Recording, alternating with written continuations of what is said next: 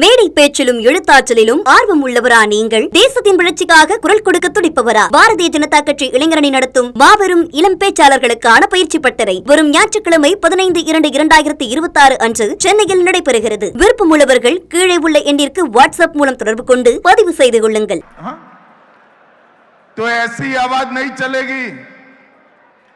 இவ்வளவெல்லாம் எனக்கு பத்தாது, இன்னும் வேணும். मेरे साथ दोनों हाथ उठाइए जरा. என் கூட கையை மேல உயர்த்தி சொல்லுங்க. पांडिचेरी में एनडीए सरकार बनाने के संकल्प की मुट्ठी बींचिए और प्रचंड आवाज से बोलिए, भारत माता की, भारत माता की.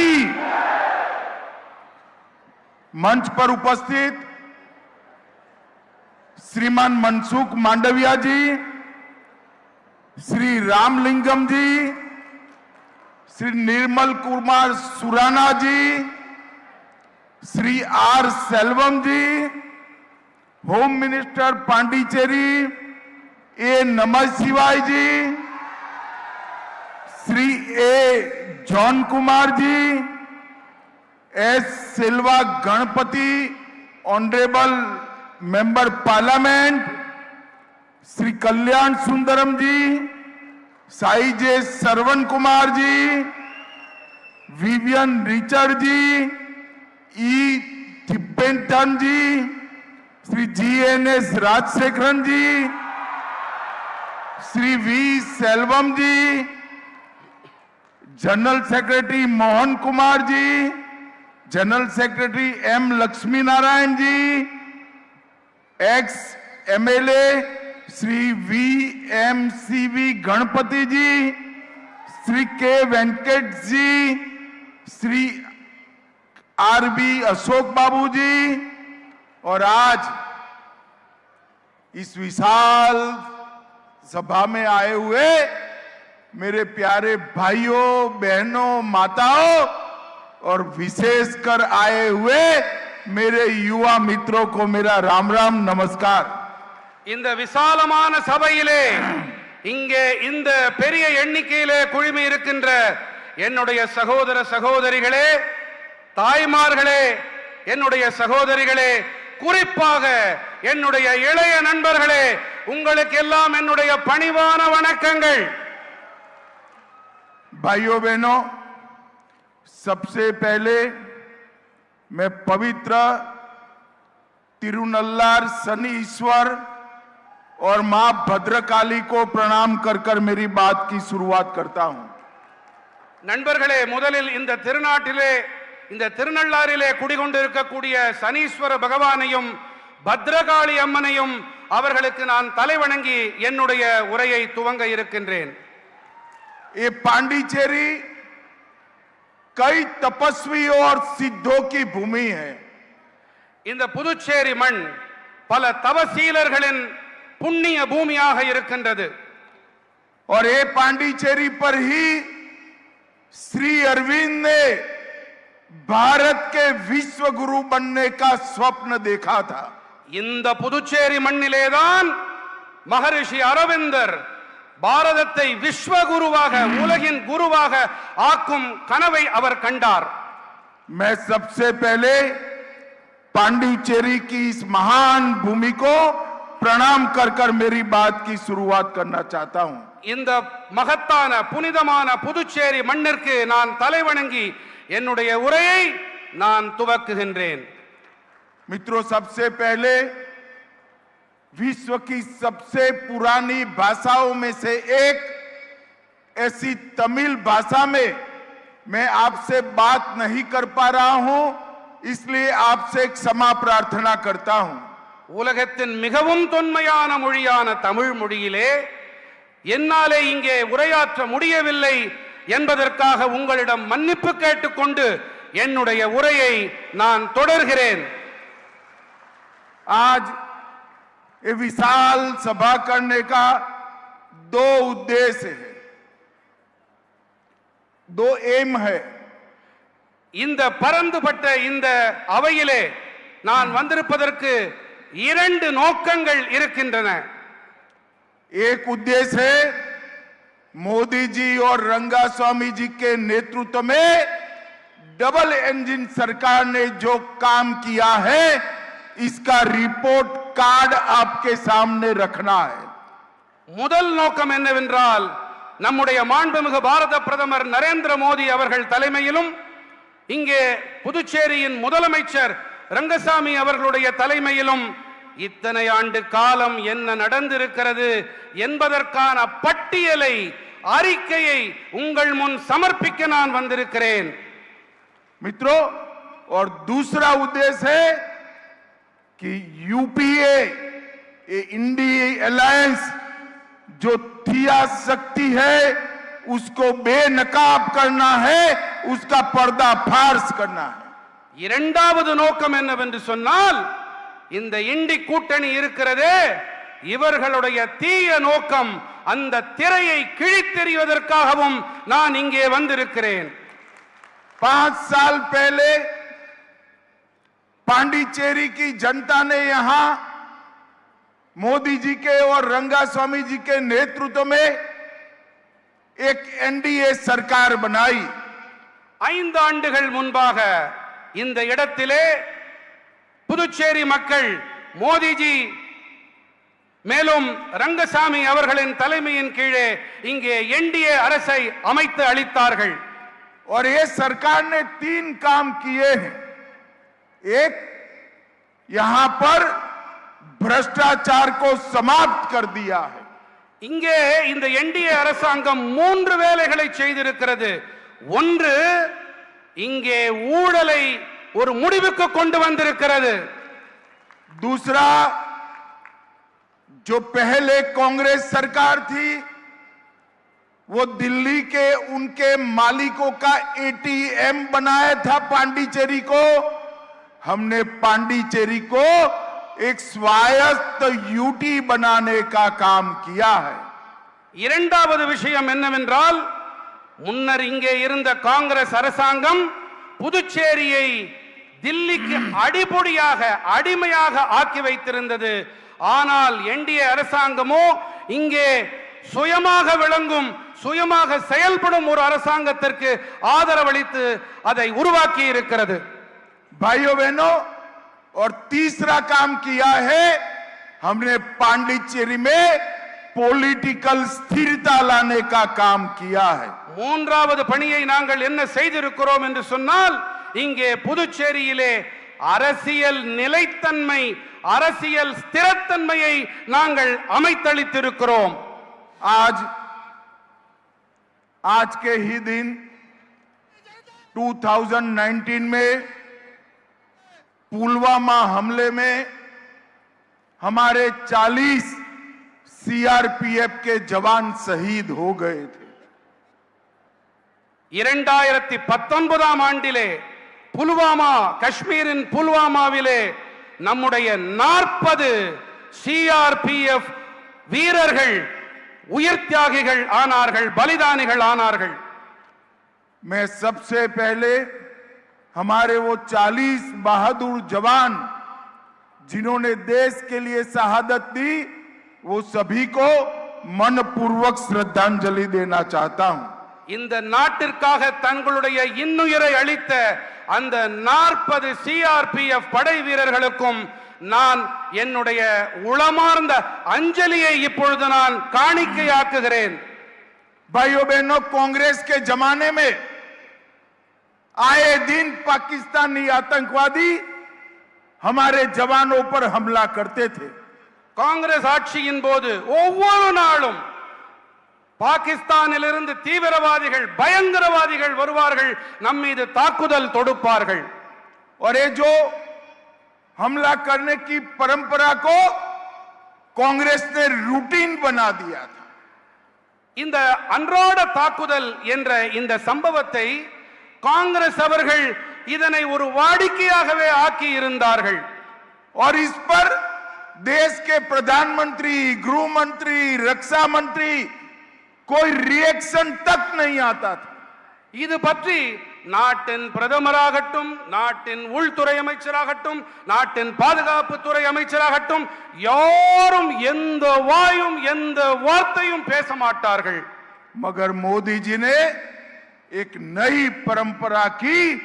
19 में पुलवामा में हमला किया, इसका जवाब एयर स्ट्राइक कर कर पाकिस्तान के घर में घुसकर आतंकवादियों का खात्मा कर दिया। ஆனால் மோடிஜி அவர்கள் வந்த பிறகு 2019 முதன்முறையாக புல்வாமாவிலே தாக்குதல் நடைபெற்ற பிறகு அவர்கள் வீடு புகுந்து தாக்கினோம். நாம் வான்வழியே சென்று நாம் அவர்கள் மீது தாக்குதல் தொடுத்தோம். पहले सर्जिकल स्ट्राइक, फिर एयर स्ट्राइक और अंत में ऑपरेशन सिंदूर कर कर पाकिस्तान को मजबूत जवाब देने का काम नरेंद्र मोदी जी ने किया है। முதலிலே துல்லிய தாக்குதல் சர்ஜிக்கல் ஸ்ட்ரைக், பிறகு வான்வழி தாக்குதல், நிறைவாக ஆபரேஷன் சிந்தூரை நாம் அரங்கேற்றினோம். அரங்கேற்றி அவர்களுக்கு ஒரு முற்றுப்புள்ளி வைத்திருக்கிறோம். और आज मोदी जी के नेतृत्व में भारत सुरक्षित, दुनिया की कोई ताकत भारत पर नजर उठाने की हिम्मत नहीं कर सकती। இன்று நம்முடைய பிரியமான மாண்புமிகு பாரத பிரதமர் நரேந்திர மோடி அவர்களின் அரசை பார்த்து எந்த ஒரு தீய சக்தியும் கண்ணெடுத்து கூட பார்க்க முடியாத நிலைமை நமக்கு ஏற்படுத்தியிருக்கிறார் நம்முடைய மாண்புமிகு பாரத பிரதமர் நரேந்திர மோடி அவர்கள். मोदी जी ने भारत को समृद्ध करने के साथ साथ सुरक्षित करने का भी काम किया है। நம் பாரத நாட்டிற்கு மோடிஜி அவர்கள் வளமையை மட்டும் அளிக்கவில்லை, வலுவான பாதுகாப்பையும் அளித்திருக்கிறார். मित्रों, पुडुचेरी की जनता ने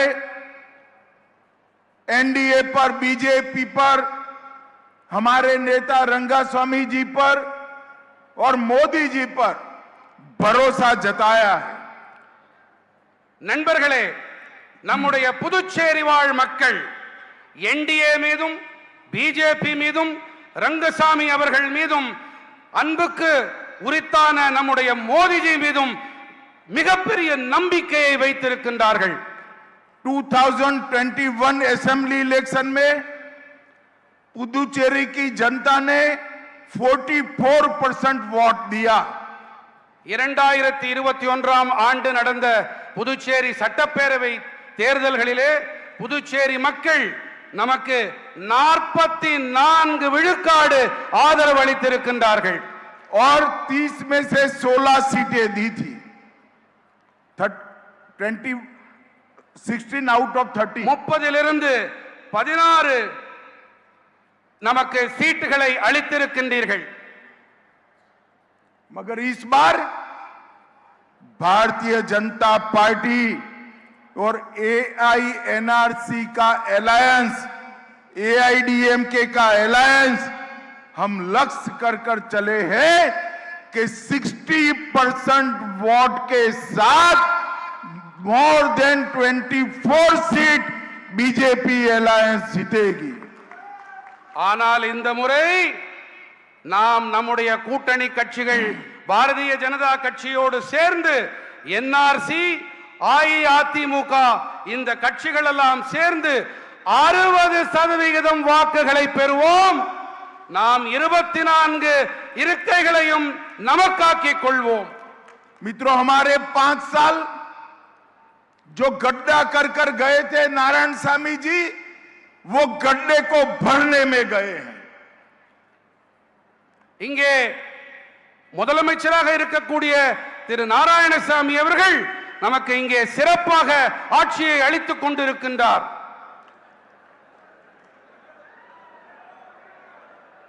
रंगसामी அவர்கள் இங்கே மிகச் சிறப்பாக गलत बोल रहे भाई। रंगास्वामी ने नारायण स्वामी गड्ढा कर गए थे, मतलब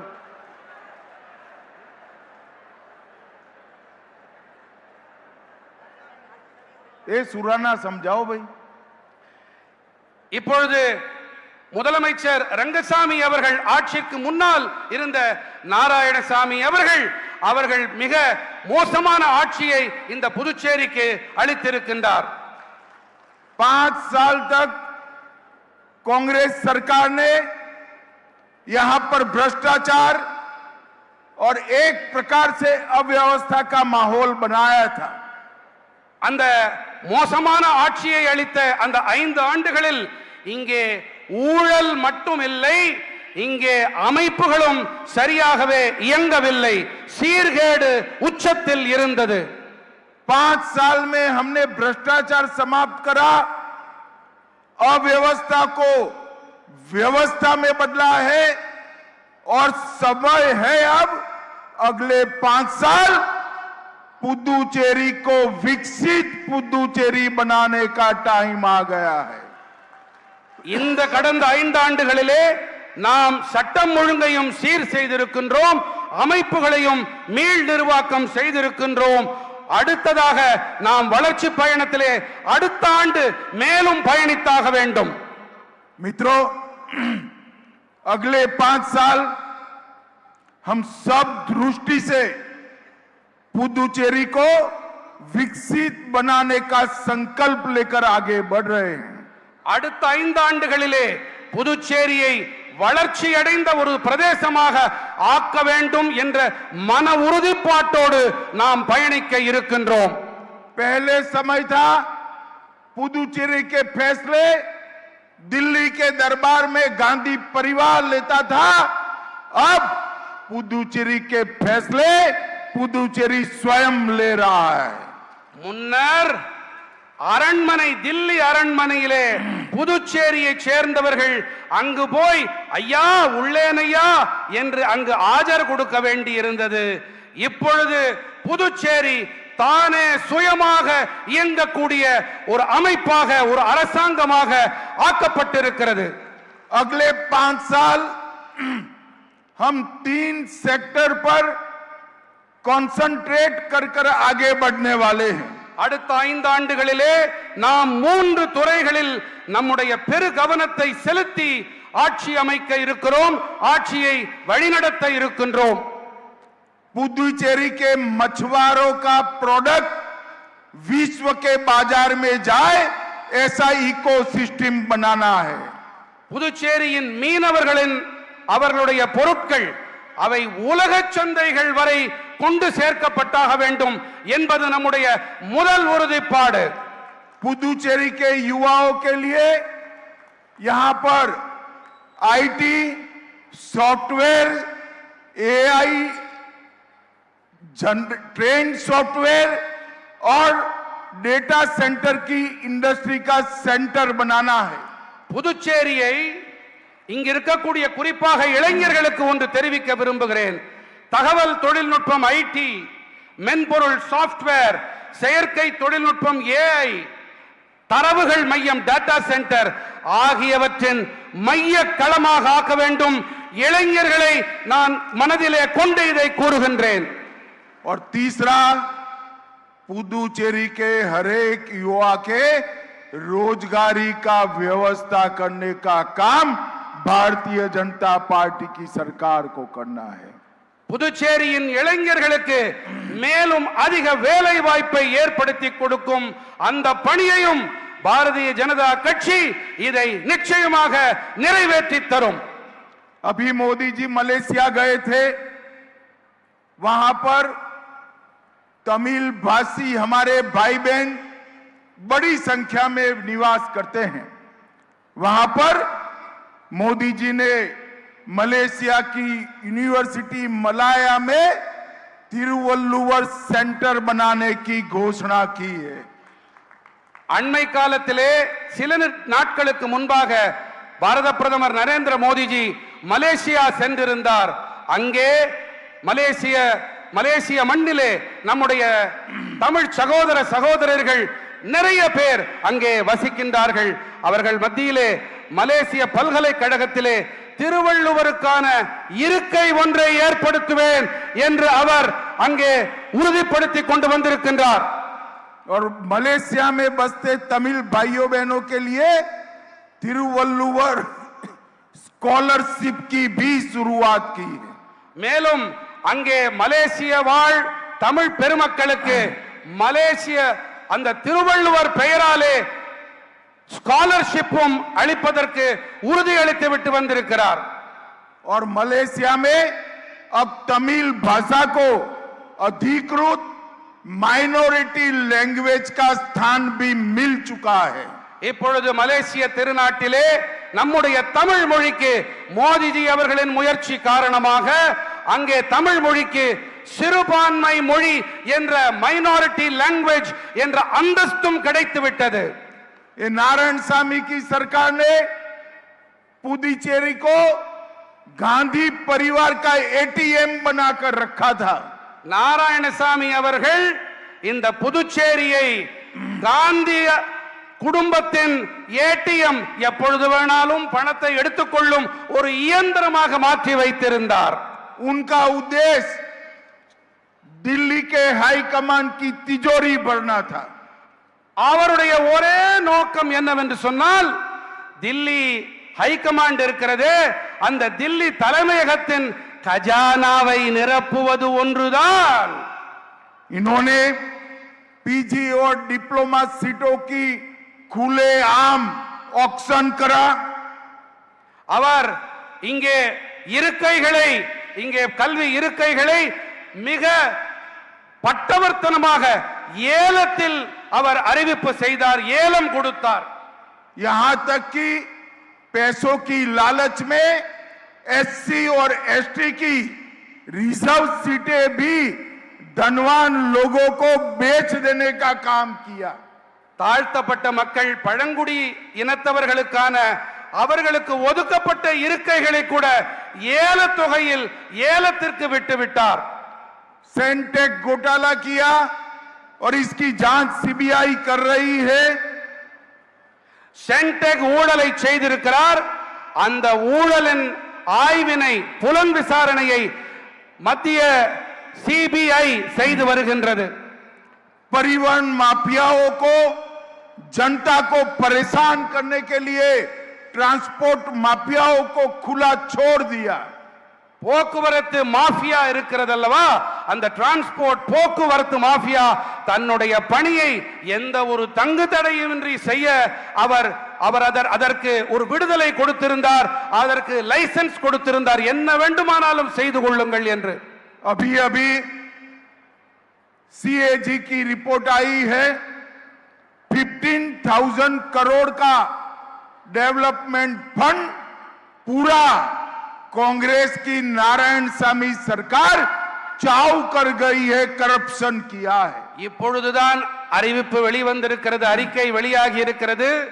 சிஏஜி அது அந்த அமைப்பின் மூலமாக இங்கே வளர்ச்சி திட்டங்களுக்காக கொடுக்கப்பட்ட 15,000 கோடி ரூபாய் அதற்கான ஆய்வும் புலன் விசாரணையும் தொடங்கி இருக்கிறது. और 15,000 करोड़ का मतलब होता है पुदुचेरी का 3 साल का बजट. 15,000 கோடி ரூபாய் என்று சொன்னால் புதுச்சேரிக்கு 3 ஆண்டுகளுக்கான வரவு செலவு திட்ட அறிக்கை பட்ஜெட். और इन्होंने एससी समाज का अपमान करने का भी काम किया है. அவர் தாழ்த்தப்பட்ட சமூகத்தினரை அவமானப்படுத்தும் மோசமான செயலையும் செய்து இருக்கிறார். दलित समाज के विधायक की जमीन हड़पने का काम किया. சட்டமன்ற உறுப்பினர்களின் சட்டமன்ற தாழ்த்தப்பட்ட மக்களின் அவர்களின் நிலத்தையும் அவர் அபகரிக்கும் அந்த மோசமான செயலையும் அவர்கள் செய்திருக்கிறார்கள். और एससी समाज की सीटों को बेचने का भी काम किया. தாழ்த்தப்பட்ட மக்களுக்கு என ஒதுக்கப்பட்ட தொகுதிகள், அந்த தொகுதிகளை கூட விற்பனைக்கு விட்டிருக்கும் மோசமான பணியையும் செய்திருக்கிறார். उनके समय में एक भी इंडस्ट्री यहां पर नहीं आई. அவருடைய காலகட்டத்திலே இங்கே ஒரு தொழில் கூட துவங்கப்படவில்லை. ये 5 साल में जोहो ने सॉफ्टवेयर डेवलपमेंट सेंटर अपने पुदुचेरी में खोला है. Zoho software development centre Zoho ने खोला है. இங்கே இந்த 5 ஆண்டுகளிலே ஜோஹோ அமைப்பு இங்கே ஒரு மென்பொருள் மேம்பாடு ஒரு மையத்தை ஒரு நிறுவனத்தை திறந்திருக்கிறது. और अभी अभी एसर ने पुदुचेरी में नए लैपटॉप बनाने की फैक्ट्री डालने का काम किया है। மேலும் இங்கே எஸ்ஆர் நிறுவனமானது இங்கே லேப்டாப் தயாரிக்கும் ஒரு நிறுவனத்தையும் இங்கே ஆரம்பித்திருக்கிறது. पुदुचेरी में बने हुए लैपटॉप अब दुनिया के 70 देशों में जाएंगे। புதுச்சேரியில் தயாரிக்கப்பட இருக்கும் இந்த லேப்டாப்புகள் உலகத்தின் 70 நாடுகளுக்கு ஏற்றுமதியாக இருக்கிறது, சென்றடைய இருக்கிறது. हमने इस बजट में बायो फार्मा शक्ति के माध्यम से volume driven high value research इसकी एक बड़ी व्यवस्था पुदुचेरी में बनाने का निर्णय किया है। பயோபார்மா துறையிலே இங்கே ஆய்வுகள் மேற்கொண்டு செயல்பாடுகளை விரிவாக்கம் செய்ய இங்கே நிதியை நாங்கள் ஒதுக்கி இருக்கின்றோம். समर्थ 2.0 के माध्यम से पुरानी टेक्सटाइल फैक्ट्रियों को हम पुनर्जीवित कर पूरे विश्व में पुदुचेरी का टेक्सटाइल जाए, इसके लिए काम करने वाले हैं। பழைய ஜவுளித்துறை ஆலைகளை புனர் நிர்மாணம் செய்து அவற்றுக்கு புத்துயிர் அளித்து இங்கே மீண்டும் தொழில்துறைக்கு நாங்கள் உயிர் ஊட்டுவதில் ஈடுபட்டு வருகின்றோம்.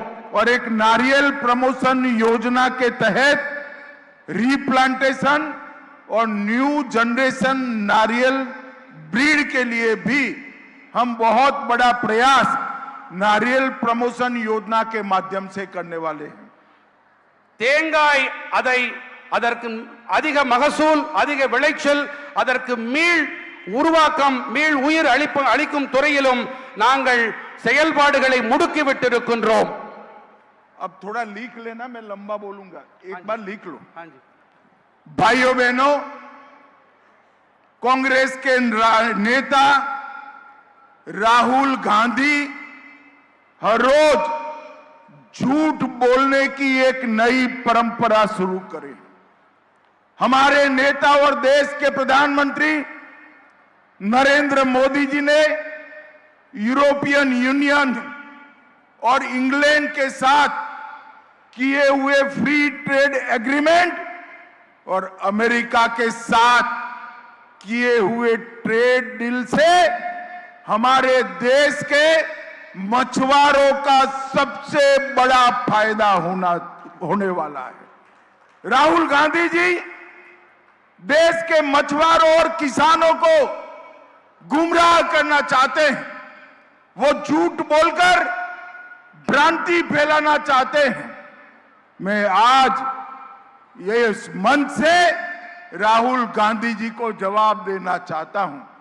राहुल गांधी जी, ट्रेड डील और एफटीए की बारीकियों को ध्यान से देखिए। नरेंद्र मोदी जी ने हमारे देश के किसानों को और पशुपालकों को 100% प्रोटेक्शन देने का काम किया है। इस एफटीए से और ट्रेड डील से हमारे किसानों को कोई नुकसान नहीं होने वाला है। किसानों का नुकसान आपकी मनमोहन सिंह सरकार के वक्त किया था। कई ऐसे वैश्विक समझौते किए जिसमें किसानों के हितों को बेच दिया गया था। नरेंद्र मोदी जी ने यहां पर किसानों का, पशुपालन करने वाले भाइयों बहनों का और मछुआरों का 100% प्रोटेक्शन करने का काम किया है। ये राहुल गांधी जी की नीति है।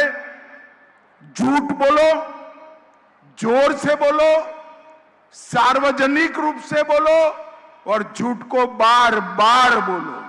मगर राहुल गांधी, इस देश की जनता आपकी झूठ मैन्युफैक्चरिंग करने की फैक्ट्री को अब पहचान गई है। और एक बार मैं फिर से कहता हूं कि 2029 में नरेंद्र मोदी जी के नेतृत्व में NDA lead Bharatiya Janata party का गवर्नमेंट बनने वाला है। आपका बारी नहीं आने वाला। भाइयों बहनों, मैं पुदुचेरी के भी किसानों को, मछुआरों को टेक्सटाइल इंडस्ट्रीज वालों को एक कहने आया हूं, ना टेक्सटाइल इंडस्ट्री का कोई नुकसान हुआ है, ना मछुआरों का हुआ है, और किसानों को 100% प्रोटेक्शन देने का काम हमारे नेता नरेंद्र मोदी जी ने किया है। और टेक्सटाइल और मछुआरों का पूरी तरह से कामकाज बढ़ने वाला है और किसानों को सुरक्षित रखने का काम हमारे नेता नरेंद्र मोदी जी ने किया है। சகோதர சகோதரிகளே, ராகுல் காந்தி அவர்கள் பொய் பேசுவதையே தன்னுடைய தொழிலாக வைத்திருக்கின்றார். பிரதம மந்திரி நரேந்திர மோடிஜி அவர்கள் ஐரோப்பிய யூனியனுடனும் இங்கிலாந்து நாட்டுடனும் அமெரிக்காவுடனும் செய்து கொண்டிருக்கின்ற வர்த்தக ஒப்பந்தங்கள், நம்முடைய இந்த ஒப்பந்தத்தால் நம்முடைய மீனவர்கள், விவசாயிகள் ஆகியோருக்கு ஆதாயங்கள் தான் அதிகரிக்குமே ஒழிய அவர்களுக்கு எந்த தீங்கும் ஏற்படாது. அவர்களுக்கு முழுமையாக பாதுகாப்பு இதன் மூலமாக அளிக்கப்பட்டிருக்கிறது. अंत में मैं इतना ही कहना चाहता हूं, पुदुचेरी की जनता को मिलने के लिए मोदी जी आ रहे हैं। ढेर सारी विकास की योजनाओं का मोदी जी उद्घोषणा करने वाले हैं, ढेर सारी योजनाओं का उद्घाटन भी करने वाले हैं, और मोदी जी ने पुदुचेरी को विकसित पुदुचेरी बनाने का जो वादा किया है, अगले 5 साल पुदुचेरी के विकास के 5 साल है। मैं पुदुचेरी के मतदाताओं को अपील करने आया हूं कि फिर से एक बार एनडीए की सरकार लाइए और रंगास्वामी जी और नरेंद्र मोदी के नेतृत्व में पुदुचेरी के विकास को आप आगे बढ़ाइए। यही मेरी आप सभी से प्रार्थना है। மோடிஜி இன்னும் சில காலத்திலே புதுச்சேரிக்காக அறிவிப்புகளை வெளியிட இருக்கின்றார், திறப்பு விழாக்களை நடத்த இருக்கின்றார். இது வளர்ச்சி புதுச்சேரி என்ற நிலையிலே நாம் இதை ஆக்க வேண்டும். அதற்காக ரங்கசாமி அவர்கள், மோடிஜி அவர்கள் தலைமையிலே உங்களுடைய பெருந்திரளான ஆதரவு இந்த அரசாங்கத்துக்கு, என்டிஏ அரசாங்கத்திற்கு நீங்கள் அளிக்க வேண்டும் என்று மிக தாழ்மையோடு நான் கேட்டுக்கொள்கிறேன். भारत माता की, अरे जोर से बोलिए जरा, भारत माता की, वंदे वंदे वंदे।